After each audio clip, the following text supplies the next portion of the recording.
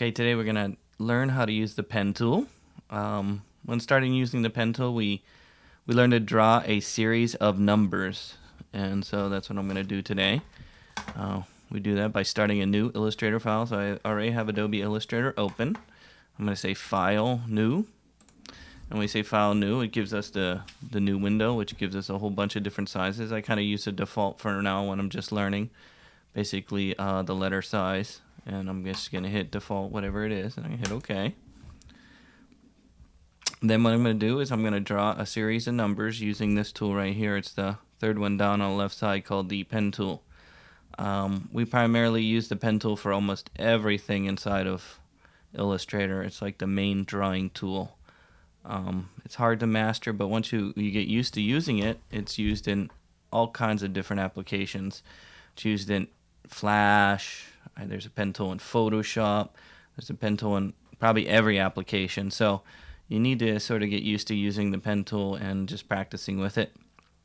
Basically, it works by putting a series of points down. And so once you choose the tool, and if I hold the mouse down over top of it, you'll see that there is a variety of, the pen tool, adding a point, deleting a point, and then a convert tool, and we'll use all of these. If you want to have a sort of a menu bar with all the tools all next to each other, there's something called a tear off. And the tear off is if you hold the mouse down over top of the pen tool and go all the way to the very edge here, you'll see there's like a little arrow right here. If I click on that, it'll give me a sort of a pop-up menu of all the tools, and so that's what I'm going to use, so I don't have to keep going back to the tool option here.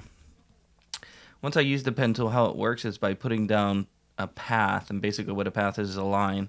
And that line then is connected by a series of dots. So just like when you were a kid and you would use connecting the dots, and you would draw a line between two dots in a coloring book.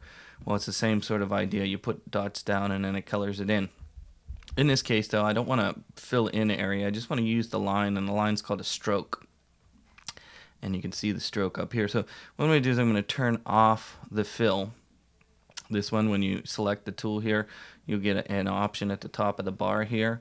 This is the fill, this is the stroke, so I'm going to turn off the fill. If I hold my mouse down over top of the fill, which is the first color box right here, if I hold my mouse down over top of it, you'll see you get the options for the color, or there's a red line all the way in the corner over here. If you click on that, it says no, and that will turn off the color that goes inside of the shape that I'm making. I'm just going to work with the line, and I'm going to make a little bit bigger line. Right now the line is black, which is fine color, but I'm going to make a little bit bigger line. Right now it's only 1 point, which is a pretty thin line. If I click and hold the mouse down over top of there, I can go to 2 or 3. I'm just going to use like a 3-point stroke here. Now, to use this tool, again, it's just by putting dots down. And so for the first number, I'm going to make a 1. I'm going to click with the mouse. I'm always using the left mouse, unless I say right mouse. Always use the left mouse. And to make a number 1 is quite easy. It's only 3 dots. I'm going to click once. I'm going to let my finger up. I'm going to click again, let my finger up, and this time I'm going to hold the shift key down. By holding the shift key down, or you can see there's a green line that shows up as you're going down. If I hold the shift key down, it'll make a perfect straight line straight down. So there, simple, easy. Number 1, I let my finger up.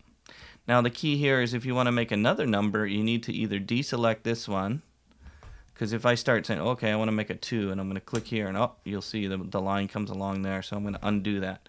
To undo is Control-Z on the keyboard, and that undoes. I don't know, there's several ways to deselect before you start making another number. There's some keyboard commands. A quick way would be just to go back to the selection tool, which is the black tool, and just click on the screen, and it deselects. So if you click on it, it selects, deselect.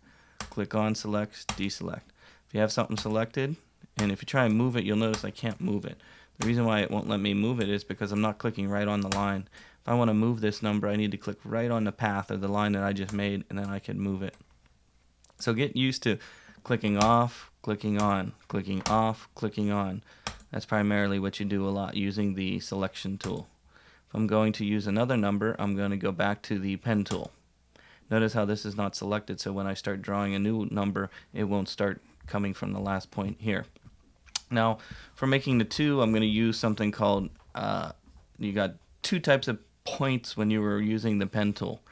You got anchor points and corner points. Anchor points are ones that have a curve that go along them. Corner points are ones that are straight. So you'll notice here these are all straight lines, so that was quite easy. These are all corner points. But this next one, I'm going to click kind of where a 2 might start, kind of right about here. And then I'm going to come up over here towards the top. I'm looking at making a curve that goes like this. So we're looking at making a curve that goes up, around, and then this way. So I'm going to make a curve, and sort of as it goes up and around here, I'm going to start at the very top up here, and I'm going to click and hold my left mouse down. I'm going to click and hold my left mouse down. To do that, see the curve going up here? To do that, I'm going to hold the left mouse down, and I'm going to drag to the right. You'll notice it starts making these arms. These are called directional arms. These are a way to make a curve path, and you can see the curve coming. If you hold the shift key down, it'll make a straight kind of, it'll keep it constrained. Okay, so I'm going to actually hold the shift key down a little bit, but if I let my mouse up, you'll notice it made a curve from this point to this point. Okay, next I'm going to come all the way down here, sort of towards the bottom, where I'm going to make a corner point by just clicking my mouse. That's okay if it looks kind of goofy right now, don't worry about it. And I'm going to come over here and hold the shift key a little bit and make a straight line. So this is a 2. Don't worry when you're working and making things, you can move and adjust the points after you're done putting them down. In fact, that's what I'm going to do right now. I'm going to change this a little bit and talk about this white selection tool that we have here. This one's called the Direct Selection Tool. In this Direct Selection Tool, it allows you to click on a point and move them. In this case, the 2 looks a little goofy. I might want to move this point that we have right here over this way a little bit maybe. And then the curve, I want to click on this point and maybe move it around.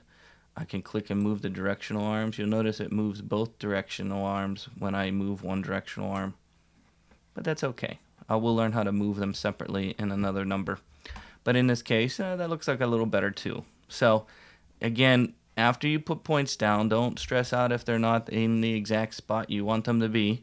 You can always go over here after you put them down, click on the white Direct Selection Tool, and that'll allow you to move points as well as the directional arm. I'm going to move this up a little bit. Oh, there we go. Something like that. Maybe like that. There we go. That's a better 2. So I'm going to deselect just by again clicking in any open area, and I'm going to draw a 3. Wow. In this case, when we draw the 3, we're going to draw it out of, actually, we're going to draw it out of 3 points. Wow, 3 points. Yes, we can do this by drawing out of 3 points. By using the pen tool, I'm going to draw 3 points all straight down. 1. Hold the mouse over here, and don't stress out. It's going to be kind of in the middle. I'm going to hold the left mouse and drag to the right. Oh, don't worry about what it looks like at first. Remember, the shift key will make it nice and straight here. Don't worry about it. And then I'm going to come down here right to the bottom again and click. Okay, oof, that looks like an S, not a 3. Don't worry about it. We're going to change the points around so that they look like a 3. So we're going to turn this S-looking shape into a 3 by using the white Direct Selection Tool. Okay, the first thing I'm going to do is I'm going to click on the middle point and then move my directional handles a little bit more. Then I'm going to click this one and I want to move it around. How I'm going to move this, because if I try and move this directional arm, you see it goes like that. I don't want that. I want the directional arm. I want to move this one without moving this one. To do that, we're going to hold down I believe it's the Alt key on the keyboard, or which is the Option key on the Mac, and it gives us a basic shape of a 3. Now, these points aren't very nice looking. They're kind of, it's not as round as I want it to be. The reason why it's not as round and nice as I want it to be is that the end points here are corner points and not directional, or they're corner points, not anchor points. They don't have a directional arm to sort of curve these out. There's no directional arm here. So if you look in your toolbar here in the pen tool, you'll notice you have one that's called a Convert tool. Okay, it's called Convert Anchor Point right here. If I click on that and I come over here to my point here, you'll see it can then give me a directional arm on my end one there that gives me more of a curve that I might want. In fact, I might move it up a little bit. Oh, I made a mistake. Let me undo that. There we go. So again, this curve point here at the end, I'm going to click on my end points and make them into directional arms that I can then curve it so it looks more like a 3. There we go. And then after I'm done with that, I go back to my direct selection tool, which is the white one, and it allows me to adjust even further. So as I go and I start adjusting things, you'll see it starts becoming more of a 3. Okay, so directional arms, convert tool. All I made was 1, 2, 3 points to make a 3 here, and you'll see I have it could be a little smoother, but for right now, that's a good 3. Next, we're going to make a 4. Okay, to make a 4 again, we have the pen tool here. And the 4 we can actually make out of 2 shapes instead of doing 1. So one of the things you need to think about when you are working inside of Illustrator is you don't always have to make everything out of one object. You can make things out of more than one object.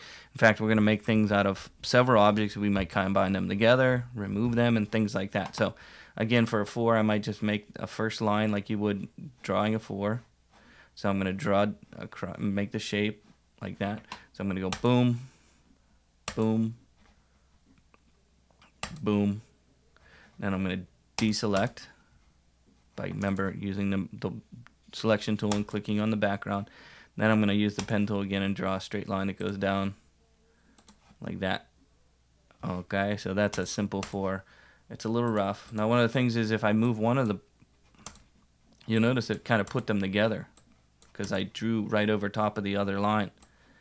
I drew right. So if you draw with the pen tool over top of another object, it'll try and combine it to the object that you're drawing to. Sometimes you want to do that, sometimes you don't. In this case, it worked for me, so I'm not going to worry about it, but sometimes you don't want that to happen.